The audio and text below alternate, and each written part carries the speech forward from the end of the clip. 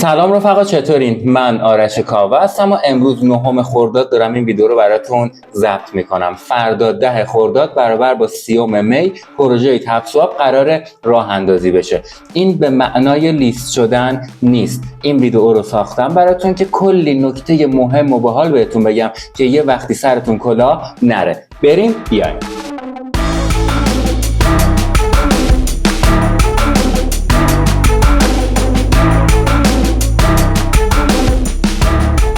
خب رفقا، قبل از هر چیز حتما تو کانال تلگرامم عضو بشین که اونجا من اخبار مربوط به این پروژه ها رو به صورت لحظه‌ای و به روز براتون قرار میدم. یک گروه هم به کانال تلگرامم لینک کردم که میتونین اونجا با بقیه دوستان تبادل نظر داشته باشین و مشکلاتتون رو برطرف بکنید.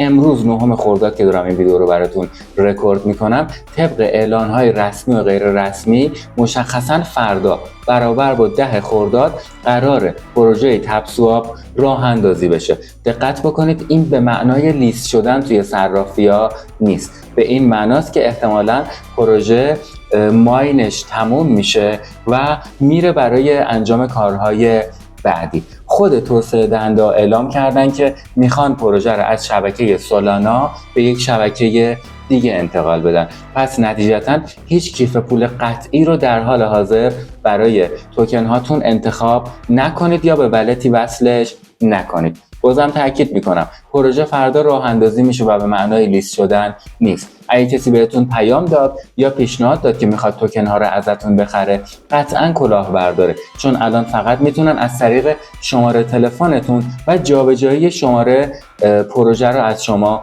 خریداری بکنن. دست نگه دارین، هیچ کاری انجام ندین تا شبکه پروژه مشخص بشه و توسعه دهنده‌ها اعلام بکنن که روی کدوم شبکه میخوان پروژه رو لانچ بکنن تا کاراش انجام بشه.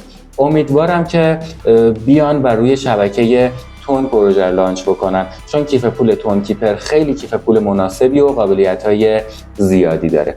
خیلی از کاربرایی که تو سراسر جهان روی این پروژه کار کردن این احتمال رو میدن که قیمتش از نات کوین خیلی بیشتر باشه. نات کوین تو کل دوره‌ای که داشتش ماین میشد توسط کاربرا 35 میلیون کاربر جذب کرده بود. پروژه تبسوآپ چیزی نزدیک به 30 میلیون کاربر جذب کرده، شاید هم بیشتر، و این احتمال که چون لانچ دوم هستش و تمام باگار هم برطرف کرده و قدرتمند داره جلو میره، این احتمال هستش که پروژه قیمت بالاتری داشته باشه و بتونین از توکناش عدد بیشتری به دست بیارین. حتما عضو کانال تلگرام هم بشین، اونجا اخبار لحظه‌ای و به روز و